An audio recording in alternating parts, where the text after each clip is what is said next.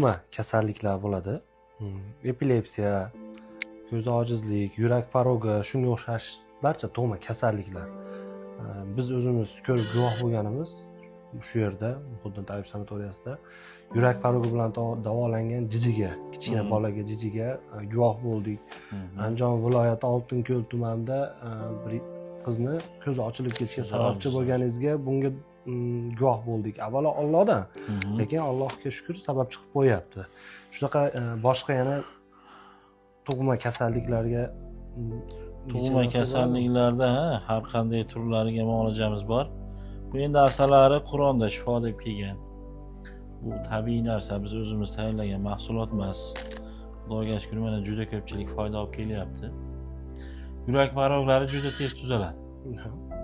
Bular bir kurs, ikki kurslik ichgan olsa, shuni o'zida natijasini sezaveradi. Endi tug'ma ko'zi ojizlarda oldindan bir narsa deya olmaymiz. Bundan tashqari epilepsiya bilan tug'ilganlar yoki keyin davom shu tug'ilgandan keyin bo'lib qolganlar, bularga muolajamiz bor.